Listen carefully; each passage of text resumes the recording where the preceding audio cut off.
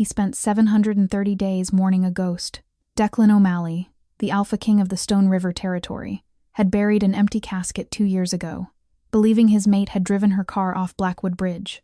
But the bond never fully snapped. It just went silent. Last night, a catastrophic blizzard hit the northern ridges, and in the howling wind, he caught a scent that shouldn't exist. Not of death, but of milk, blood, and fear. When he tore through the brush to find her, he didn't just find his missing wife. He found her half frozen, her body acting as a human shield over a pile of whimpering fur. She wasn't just surviving, she was guarding a miracle that would bring the kingdom to its knees. You are not ready for what happens in the infirmary. The rain in the Pacific Northwest doesn't wash things clean. It just presses the dirt deeper into the earth. It was a torrential, freezing downpour that had turned the erratic terrain of the Stone River Territory into a mudslide waiting to happen.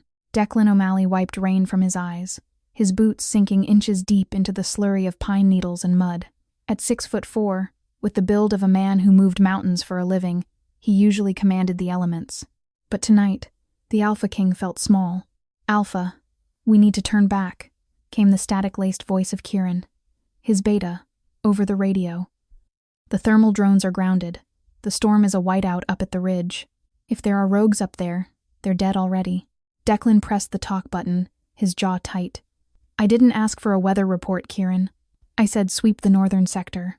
I smelled something." "It's a ghost scent, Dec." Kieran's voice was softer now, dropping the formalities. "It happens near the anniversary. Please, come home." Declan released the button, nearly crushing the plastic casing. The anniversary. 2 years since Sienna Brooks, his Luna, his soul, the woman who had taught him that power didn't mean cruelty, had vanished. The police found her sedan in the river. They never found the body. The pack assumed she had been taken by the current. Declan had assumed he had failed her. But the scent hitting him tonight wasn't a memory. It was distinct. Jasmine and ozone. The smell of a storm about to break. And underneath that, the metallic tang of fresh blood. Declan shifted. Bones cracked and reformed. Fur sprouted in thick, obsidian waves. And where a man once stood, a massive black wolf now tore up the incline. He ignored the burning in his lungs.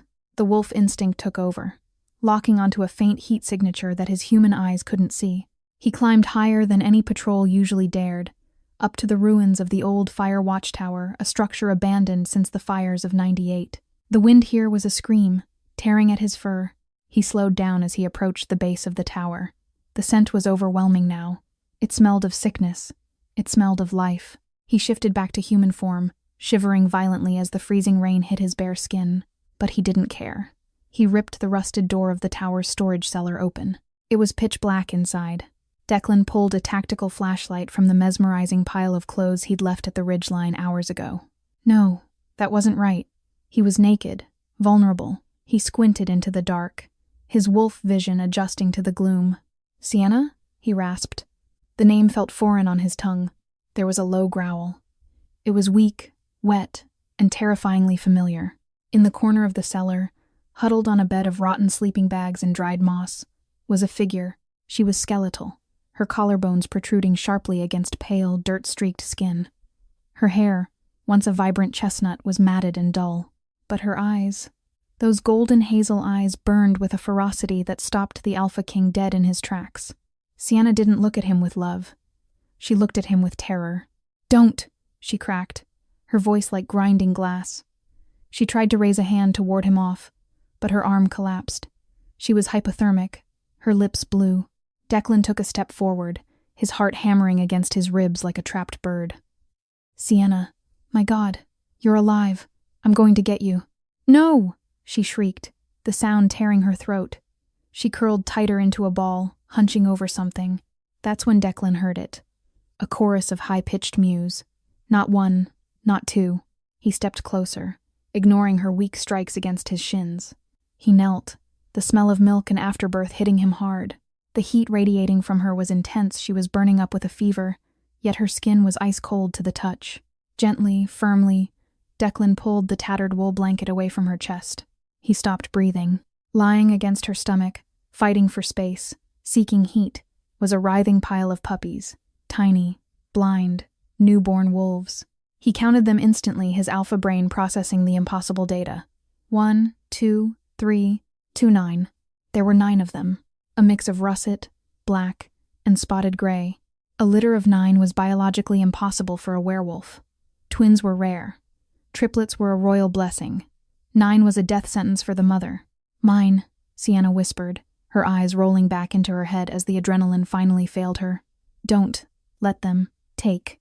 She slumped forward, unconscious, her body going limp over the squirming mass. Declan caught her before she hit the concrete floor. He looked at the pups, 9 tiny heartbeats syncing with his own. He looked at the black pup in the center, the one that yawned, revealing a tiny tongue. The pup had a white star on its chest, the exact mark Declan had on his own left pectoral. The world tilted on its axis. These weren't just random strays she had adopted. These were his, but she had been gone for 2 years. The math didn't work. The biology didn't work. But as Declan scooped Sienna and the 9 miracles into his arms, wrapping them in his own body heat, he knew one thing. Whoever had kept her here, whoever had hidden this from him, was going to die. And if Sienna died tonight, he would burn the world down to find them. The emergency doors of the Stone River Pack Hospital burst open, shattering the quiet hum of the night shift. "Clear the trauma room," Declan roared, his voice carrying the alpha command that forced everyone within 100 feet to submit. Nurses dropped clipboards. Dr. Eris, the pack's head physician, a stern man in his 50s with graying temples, sprinted down the hallway. He stopped short when he saw the alpha. Declan was covered in mud and blood, shirtless, clutching a bundle of wet blankets that seemed to be moving on its own. Alpha. What is? Hypothermia. Severe malnutrition. Postpartum hemorrhaging. Declan rattled off the symptoms, his eyes wild. He laid Sienna onto the gurney. When the nurses peeled back the blanket, a collective gasp sucked the air out of the room. "Sweet goddess," Dr. Eris whispered. He wasn't looking at Sienna's emaciated frame. He was looking at the 9 pups that were blindly crawling over her, distressed by the sudden lights and noise. "Incubators. Now," Eris barked, snapping into professional mode. "Get the neonates to the NICU. I need a shifting specialist in here." Code red. "Do not separate them from her unless necessary," Declan growled, grabbing Eris's wrist. They are mine."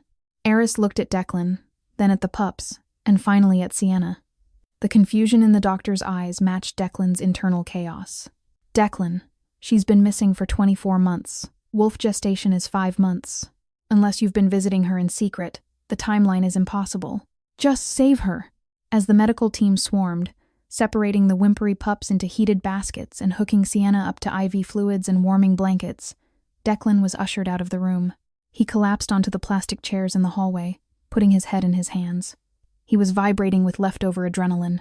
The timeline. Dr. Eris was right. If she had been gone 2 years, and these pups were newborns, which they clearly were, their umbilical stumps were still healing, then Declan couldn't be the father.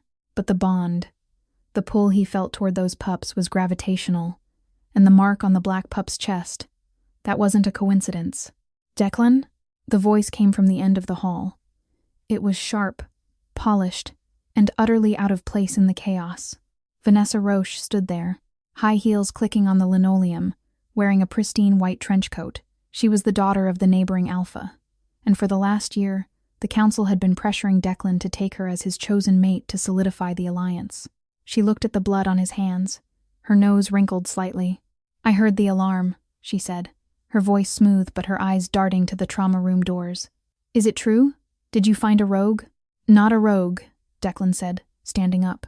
He towered over her. "Sienna." Vanessa's face did something strange. For a microsecond, the mask slipped not to shock, but to something sharper. Fear? Calculation? Then it smoothed over into practiced concern. "Sienna?" She placed a hand on her chest. "But she's dead. We held a funeral, Declan. You carried the casket. The casket was empty. Vanessa, you know that. I know you're grieving." She stepped closer, reaching for his arm. "But finding a look-alike, a stray in the woods, don't do this to yourself. The council is arriving tomorrow to finalize our union contract. If you bring a feral wolf into the pack house now..." "She had pups," Declan interrupted, watching her reaction closely. Vanessa froze. Her hand dropped from his arm. "Pups?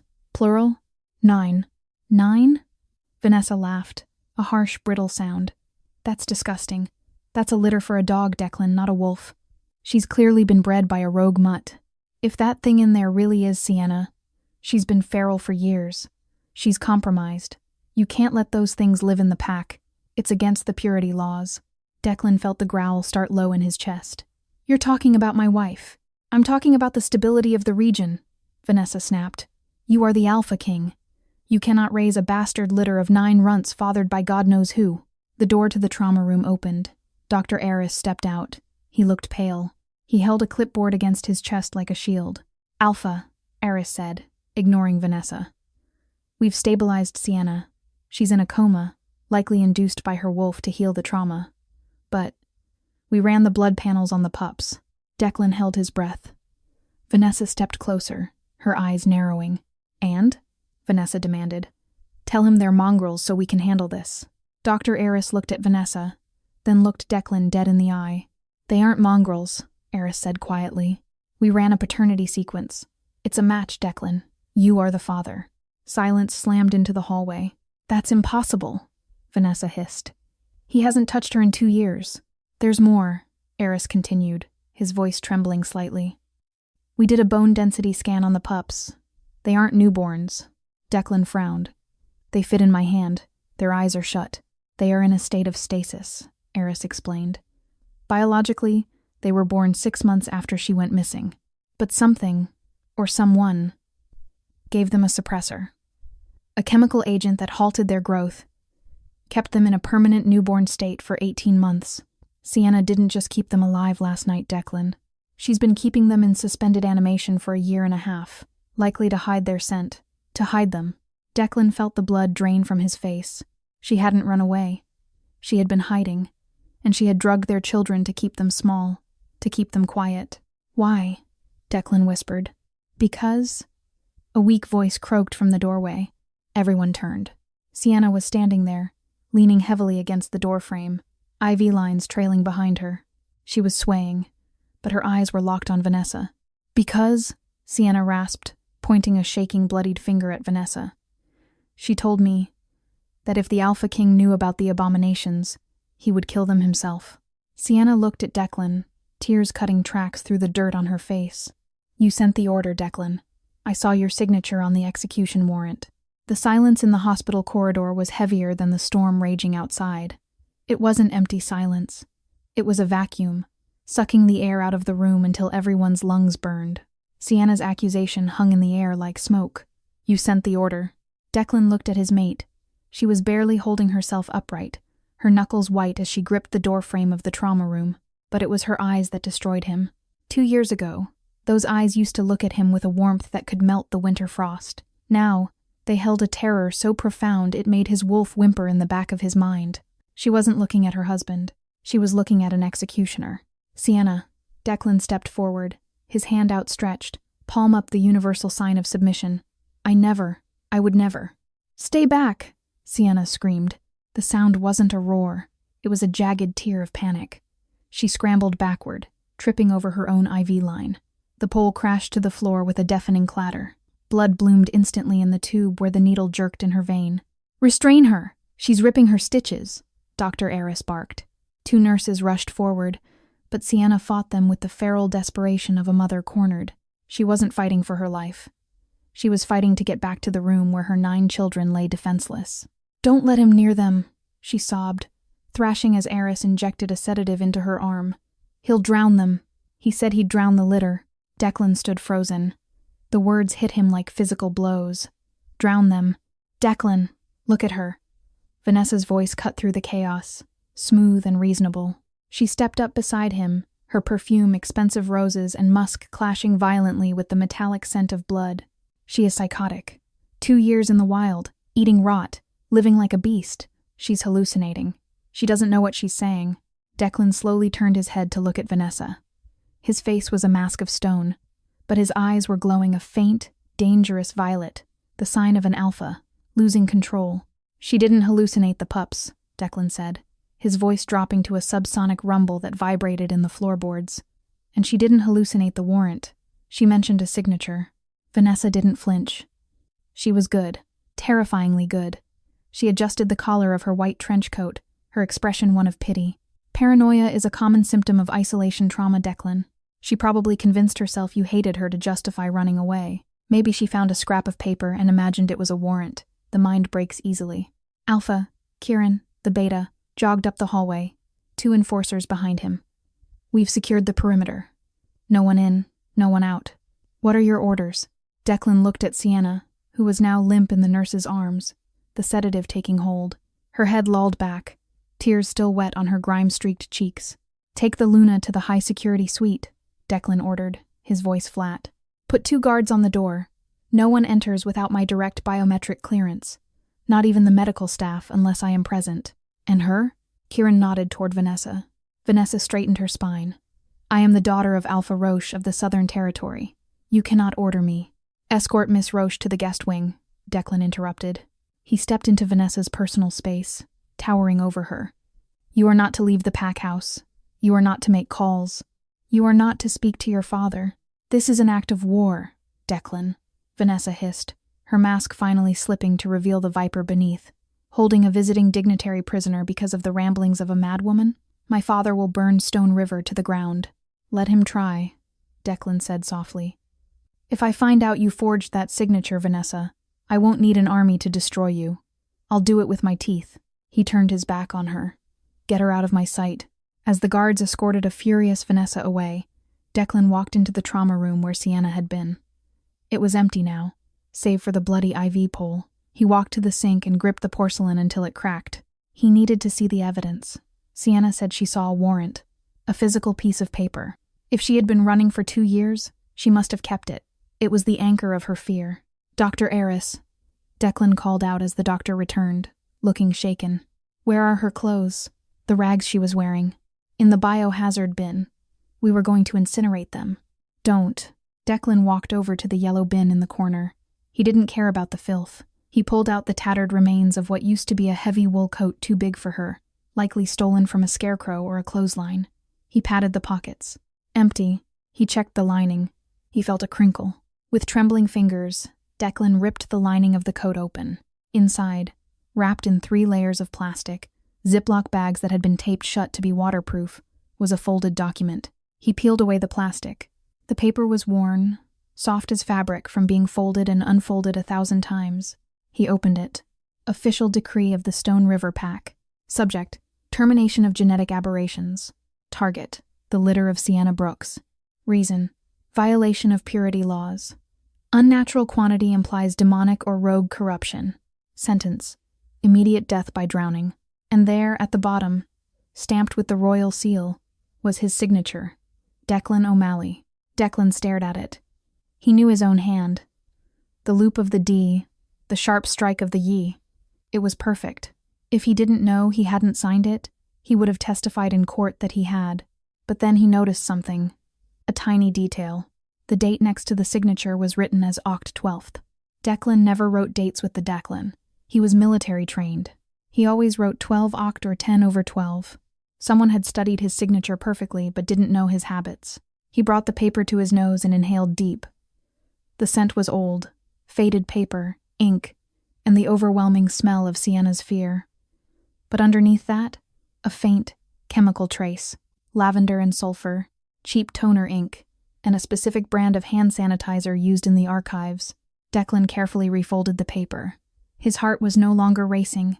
It had slowed to a cold, rhythmic thud. This wasn't just Vanessa.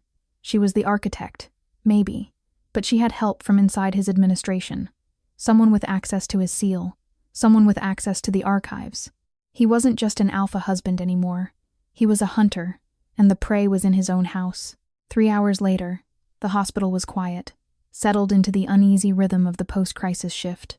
Declan stood in front of the observation window of the neonatal intensive care unit NICU. The glass was thick, soundproof, and cold against his forehead. Inside, 9 incubators were arranged in a semicircle. The soft beep of heart monitors was the only music in the room.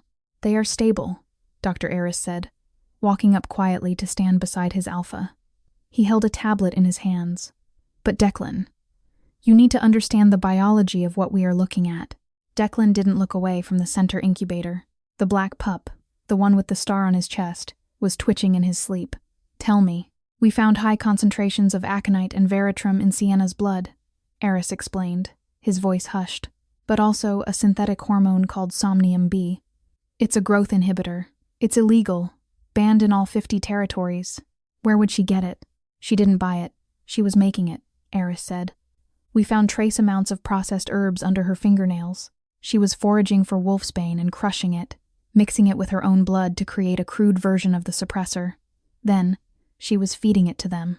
Declan closed his eyes. Wolfsbane was poison to their kind. It burned. It felt like swallowing liquid fire. She was poisoning them? Declan asked, his voice cracking. She was keeping them small, Eris corrected him gently. Wolf pups grow fast. Within 3 months, they would have been the size of toddlers. They would have been running, howling. She couldn't hide 9 growing wolves in a watchtower. To keep them hidden, she had to keep them as infants. She had to stunt their growth intentionally. Eris swiped on his tablet, bringing up a chart. The pain they felt, it would have been constant, but it kept them alive. If they had grown, your patrols would have found them, or the winter would have starved them. A mother who hurts her children to save them from what she thinks is a butcher. I cannot imagine the psychological toll that took on her. Declan pressed his hand flat against the glass. He imagined Sienna, alone in the dark, forcing drops of poison into the mouths of the things she loved most, weeping while she did it, believing she was saving them from their father. Is the damage permanent? Declan asked. We don't know yet. Once the inhibitor clears their system, they should start aging rapidly to catch up to their biological age. They might have a massive growth spurt in the next few weeks. It will be painful. They will need a lot of food, and they will need their father's scent to ground them. They have it, Declan vowed. Alpha, Eris hesitated. There is one more thing. The DNA test. It confirmed you are the father, yes, but it also flagged a genetic anomaly in the pups. All 9 of them. Declan finally turned to look at the doctor. What anomaly? They all carry the Delta gene. Declan stopped breathing. The Delta gene was a myth, a legend from the First Wars. It was said that the original wolf packs weren't ruled by one alpha, but by a council of Delta's wolves with the strength of an alpha, but the empathy of a healer. They were war enders. Impossible, Declan whispered. The Delta line died out 300 years ago. Genetics don't disappear, Declan. They go dormant. You carry the recessive trait. Sienna carries it. The probability of 2 carriers meeting is 1 in a million. The probability of them producing a litter of 9 active deltas? Aris shook his head. It's not biology. It's destiny. If the council finds out what they are, Vanessa won't be the only one trying to kill them. Every alpha in the continent will view them as a threat to their throne. The stakes had just shifted from a domestic tragedy to a geopolitical nightmare. These weren't just pups. They were a new dynasty. Lock the files, Declan commanded. Delete the digital copies. Burn the hard drive. If anyone asks, they are runts, weaklings. Understood? Understood. Declan left the window and walked down the hall to room 402. The guard stepped aside. He scanned his fingerprint, and the lock clicked open. The room was dim. Sienna was awake. She was sitting up in the bed, staring out the window at the storm. She had been washed, her hair brushed out, revealing the copper shine he remembered. But she looked frail, lost in the hospital gown that swallowed her frame. Declan didn't approach the bed. He grabbed a chair and sat near the door, giving her 20 feet of space. I didn't sign it, he said into the darkness. Sienna didn't turn. I saw your hand. I know your signature. The date was wrong, Declan said. I write the day first. The warrant had the month first. Sienna's shoulders stiffened. She turned her head slowly. Her eyes were dull, exhausted. A typo? That's your defense? A typo? No, Declan said. My defense is that I spent 730 days looking for you. My defense is that I sleep in the guest room because our bed smells like you and I can't stand it.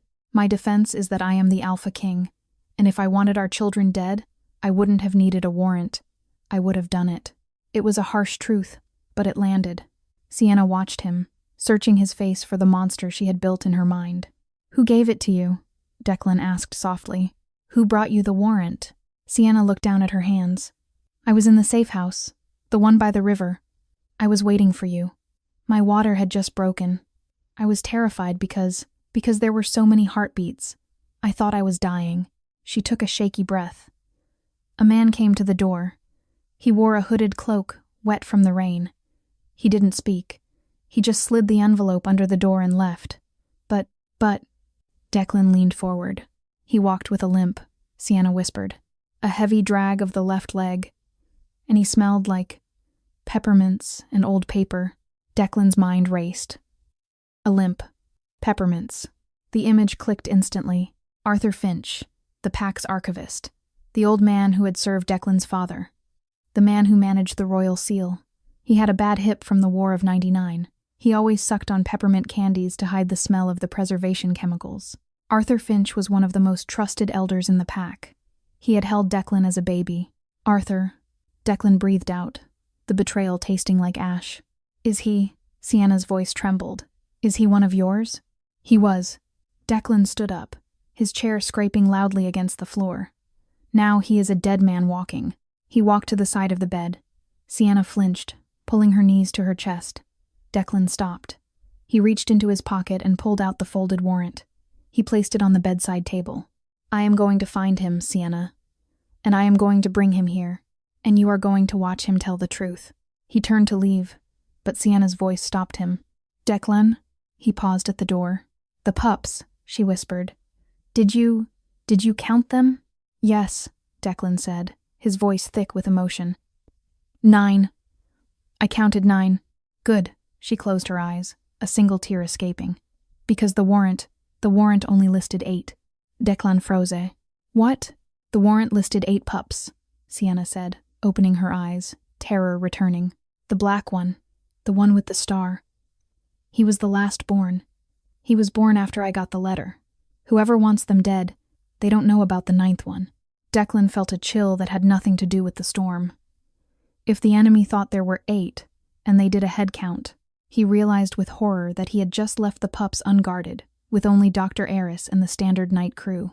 If Arthur Finch was the inside man, he had access to the security codes. He had access to the hospital. And if he knew there were supposed to be 8 dead pups, and he found 9 live ones. Stay here, Declan roared, ripping the door open. He shifted mid-stride, clothes shredding as he exploded into his black wolf form, claws scrabbling on the linoleum as he sprinted back toward the NICU. The alarm system began to wail. Code black, NICU breach. Someone was already there. The hospital corridor was a tunnel of strobe light red. The emergency sirens were deafening, a rhythmic wail that synced with the pounding of Declan's heart. In his massive wolf form, paws sliding on the polished linoleum, Declan was a battering ram of fur and muscle. He didn't bother with the keypad at the end of the hall. He hit the double doors of the neonatal intensive care unit with his shoulder, the reinforced steel buckling under the impact of a furious alpha. Glass shattered, metal groaned. The doors flew off their hinges, skidding across the floor. Declan skidded to a halt, his claws gouging deep grooves into the tile to stop his momentum. A low, vibrating growl ripped from his throat, shaking the very air in the room. The NICU was plunged in darkness, save for the red emergency lights. The hum of the incubators, the mechanical wombs keeping his children alive, had stopped. Silence. The most terrifying sound a parent can hear. Standing over the central cluster of machines was a figure dressed in the gray custodial uniform of the hospital staff. He held a canister of pressurized gas halothane, a heavy anesthetic used to euthanize injured wolves painlessly. The man had already disconnected the oxygen lines to 3 of the incubators.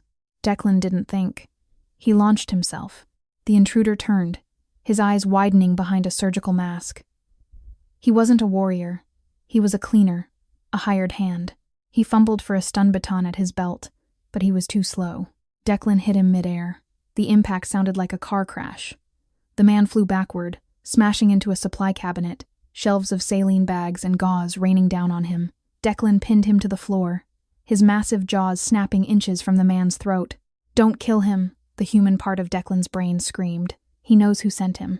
But the wolf wanted blood. The wolf smelled the gas leaking from the canister. The wolf knew his pups were suffocating. Alpha, Dr. Eris's voice cut through the red haze.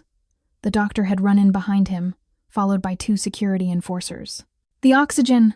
Get the lines back on. Ignore the intruder. Save the pups. Declan snarled, snapping the intruder's arm with a sickening crunch to ensure he wouldn't move, then backed away. He shifted back to human form, naked and panting, his body steaming in the cold air of the room. Get them back online, Declan roared, scrambling to the nearest incubator. Inside, the tiny russet-colored pup was still. Its chest wasn't moving. Breathe, Declan whispered, his large hands fumbling with the delicate plastic tubing. He reconnected the valve. He tapped the glass. "Breathe, damn it!" A hiss of oxygen filled the chamber. For 3 seconds, nothing happened. Then, the pup gasped a tiny jerking motion of its entire body and let out a high-pitched mewl of distress. "Status," Declan barked, moving to the next one. 1 and 2 are stable, Aris shouted, moving with practiced speed.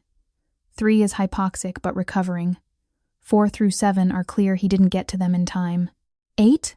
Declan demanded, looking at the incubator near the window. "Checking 8 now." Aris ran to the unit. He checked the monitor. He paled. Heart rate is dropping. The valve was cut, not just disconnected. "I need a manual bag. Get me a pediatric resuscitator." A nurse threw him the bag.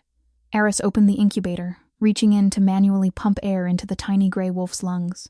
Declan stood in the center of the room, his chest heaving, his eyes scanning the carnage. 8 incubators, 7 stable, 1 critical. Wait. His eyes darted to the corner of the room, to the shadow behind the heavy surgical curtain. The intruder had disconnected the main row. He had counted 8 units, but there was a 9th. Hidden away in the quarantine isolation unit because of his low body temperature, the black pup with the white star on his chest lay in a separate glass box. Declan walked over to it slowly. The intruder hadn't touched it. The red light of the machine was steady. Heart rate, 140 BPM. Oxygen, 98%. The killer hadn't known the 9th pup existed, just like the warrant. Declan looked down at his son. The pup was sleeping, oblivious to the chaos that had almost wiped out his entire generation. But as Declan watched, the pup's eyes, which had been sealed shut since birth, began to twitch. The effects of the suppressor drug were fading fast. Slowly, painfully, one eyelid peeled open. It wasn't the milky blue of a newborn. It was a piercing, unnatural violet, the color of royalty, the color of an alpha, or something more. The pup looked directly at Declan. It didn't whine. It didn't cry. It let out a huff of air that fogged the glass, and then, in the silence of the room, it growled. It was a tiny sound, like sandpaper on stone, but it made the hair on Declan's arms stand up. "You saw him, didn't you?" Declan whispered to the glass. "You were watching him." Alpha, Kieran, the beta, appeared at the shattered doorway. He looked grim. "We have the intruder in custody. He's a janitor. Low level. He says he was paid in crypto. He doesn't know the name of the buyer." "He knows," Declan said, turning away from the miracle in the box. His face hardened into a mask of cold fury. "He just needs the right motivation to remember." "And Arthur Finch?" Kieran asked. "We found his office empty. His hard drives were wiped." "Lock down the perimeter," Declan ordered. "Arthur isn't a runner. He's an old man with a bad hip. He's hiding in the one place he thinks I won't look." "Where?" Declan grabbed a hospital gown from the counter and pulled it on. "The crypts," Declan said. "Where my father is buried." The Stone River Pack Cemetery was a sprawling acreage of ancient pines and marble headstones, located 3 miles behind the main estate. But beneath the earth lay the royal crypts, a labyrinth of stone tunnels where the bones of the O'Malley line had rested for 4 centuries. It was damp, cold, and smelled of wet earth and incense. Declan walked down the stone steps, a torch in his hand. He didn't bring guards. This was family business. He found Arthur Finch sitting on the stone bench in front of the tomb of Alpha King Magnus O'Malley, Declan's father. Arthur looked small in the gloom. He was wearing his heavy tweed coat, a tartan scarf wrapped around his thin neck. His cane rested against the marble sarcophagus. He was eating a peppermint candy, the crunching sound echoing loudly in the silence. He didn't look up when Declan approached. "I used to bounce you on my knee right here," Arthur said, his voice scratchy and calm. "While your father prayed for wisdom, I would teach you the names of the constellations. You forged my signature," Declan said. He didn't yell. The rage had settled into something colder, heavier. "You sent a death warrant to my pregnant wife. You forced her to live like an animal for 2 years. Arthur stopped chewing. He sighed, a cloud of minty vapor rising in the cold air. "I saved the pack, Declan. Or I tried to. You call killing my children saving the pack? They aren't just children, boy," Arthur snapped, finally looking up. His eyes were watery, rimmed with red, but fierce with conviction. "They are a genetic catastrophe. Do you know why the deltas were wiped out? Do you think it was an accident?" Arthur struggled to his feet, leaning heavily on his cane. He pointed a shaking finger at the tomb behind him. Your father knew.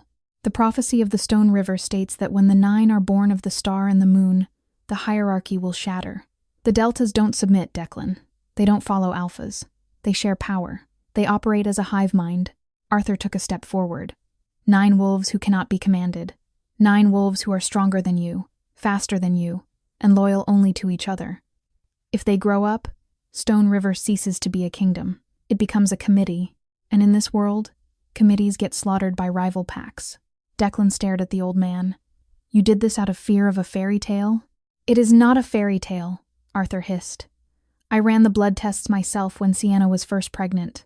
I saw the markers. I told your father before he died. He made me swear to protect the line. He made me swear to prune the branch if it grew too wild. My father is dead. Declan stepped closer. And I am the king now. You are a soft-hearted boy, Arthur spat. You would let your sentimentality destroy 1,000 years of tradition. I sent the warrant to scare her off. I hoped the cold would take them. Nature is cruel, but it is clean.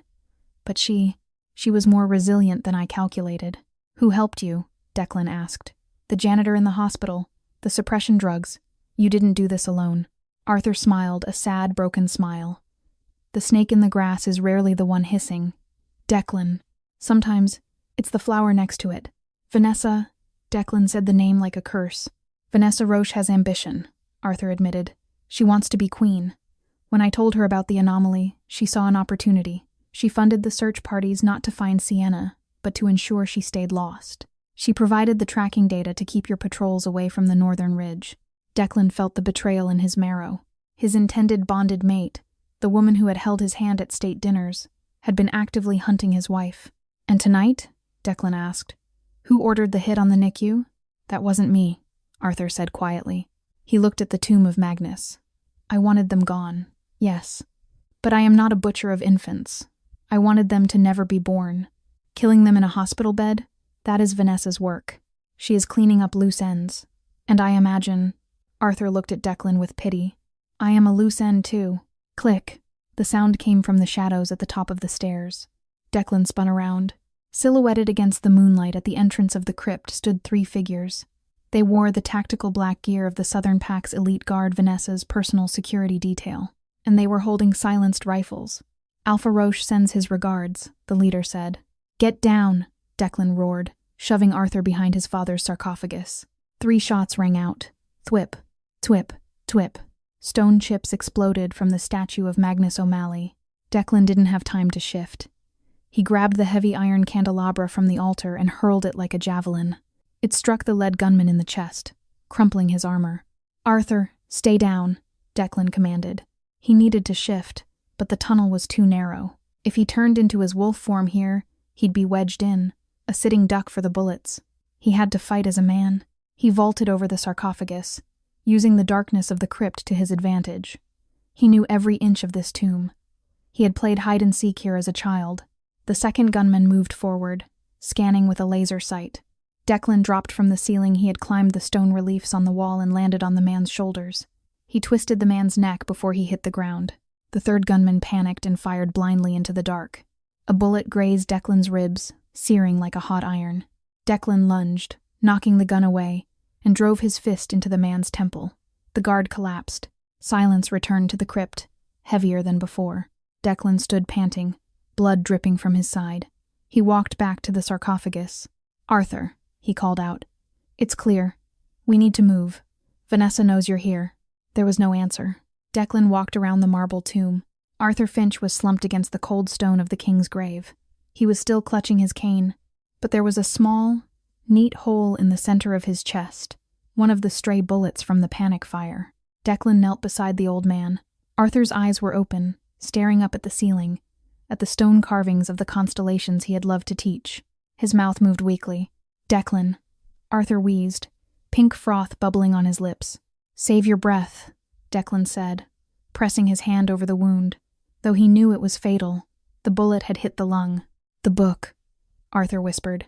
My office. False bottom. Under the inkwell. What book? The true lineage, Arthur gasped, his eyes losing focus. Vanessa. She isn't. Who she says. Arthur Finch shuddered once. His hand tightened on Declan's wrist, then went limp. The peppermint candy rolled out of his hand and clicked onto the stone floor. The keeper of secrets was dead. Declan closed the old man's eyes. He stood up, pain radiating from his ribcage, but a colder resolve settling in his heart. Arthur had been a traitor. Yes, but he had been a traitor with a conscience. Vanessa was something else entirely. She had sent death squads into the royal crypts. She had tried to gas his children. She had declared war. But Arthur's last words stuck in his mind. Vanessa isn't who she says. Declan checked the pockets of the dead gunmen. They had encrypted radios. They had Southern Pack insignia. He grabbed one of the radios. He could hear the static, and then a voice. Target neutralized? Over. It was Vanessa's voice. Declan pressed the transmit button. He held it to his lips. You missed, Declan said. There was a long silence on the other end. Declan? Her voice faltered, just for a second. Run, Declan said. Run as far as you can, Vanessa, because I'm coming for you, and I'm bringing the pack. He crushed the radio in his hand. He had to get back to the hospital. He had to get Sienna and the pups out. The pack house was compromised. The crypts were compromised. Nowhere was safe, except maybe the one place Sienna had survived for 2 years, the watchtower. But first, he had to find the book in Arthur's office. If Vanessa wasn't who she said she was, then the alliance with the South was a lie. And if the alliance was a lie, then Stone River was surrounded by enemies they didn't even know existed. Declan moved through the shadows of the pack house like a phantom. His ribs burned where the bullet had grazed him, but the physical pain was nothing compared to the cold fury in his chest. He reached Arthur Finch's office. It had been tossed papers everywhere, drawers pulled out. Vanessa's goons had been looking for leverage, but they didn't know Arthur like Declan did. He swept the heavy brass inkwell off the mahogany desk. Beneath it, a tiny seam in the wood was visible only to an alpha's eye. He dug his claw in and popped the false bottom. There, resting on a bed of velvet, was a small, leather-bound ledger, the lineage of the Southern Territories. Declan flipped it open, his eyes scanning the faded calligraphy until he found the Roche family tree. He traced the line down to the current generation. Alpha Roche, wife, Meredith. Offspring, Vanessa born, 1,996, died 1,998. Declan stopped. He reread the line. Died 1,998. Cause, fever. The woman currently sitting in his guest wing. The woman demanding his hand in marriage. The woman who had tried to gas his children. She wasn't Vanessa Roche. She was an imposter. A planted agent using a dead girl's name to infiltrate the royal bloodlines. You aren't a princess, Declan growled, pocketing the book. You're a cuckoo bird. He didn't go to confront her. That would come later. Right now he had 9 heartbeats to protect. He sprinted back to the hospital wing. The hallways were eerily quiet. Kieran had locked down the sector, cutting the power to the elevators to trap any remaining assassins. When Declan burst into the NICU, the scene stopped him dead. Dr. Eris was gone. The nurses were gone. Sienna was standing in the center of the room. She was no longer the frail, broken victim he had found in the tower. She had ripped the IVs from her arm. She was wearing a stolen doctor's coat over her hospital gown, and she was holding a scalpel in one hand, positioning herself between the door and the portable incubators. Sienna, Declan breathed, holding up his hands. She lowered the blade, her shoulders sagging with relief. I thought you were them. We have to go, Declan said, moving to the transport units. The pack house is compromised. Vanessa isn't who she says she is. She's brought an army inside our walls. Where can we go? Sienna asked, grabbing the handle of the transport rig that held the 4 smallest pups. Declan, nowhere is safe. Declan looked at her. He looked at the 9 tiny lives humming in the machines. He looked at the black pup with the white star, who was watching him with those impossible violet eyes. We don't go to a safe house, Declan said, his voice hard with a new kind of authority. We go to the old territory, the place where the deltas used to rule, the mountains. That's a ruin, Sienna argued. It's wild, it's forbidden. It's a fortress, Declan corrected. And it's the only place big enough for a new dynasty. He helped her push the units toward the loading bay. As the automatic doors hissed open to the rainy night, Kieran pulled up in a blackened, armored SUV. They loaded the incubators in silence. Sienna climbed into the back seat, curling her body around the machinery to keep them warm. Declan stood by the driver's door for a moment, looking back at the towering stone structure of his ancestral home. He could see lights flickering in the guest wing. He could smell the faint scent of kerosene. Vanessa was burning the evidence. "Alpha?" Kieran asked, gripping the steering wheel. "Are we retreating?" Declan got in and slammed the door. He looked at Sienna in the rearview mirror. Her eyes met his fierce, golden, and finally, full of trust.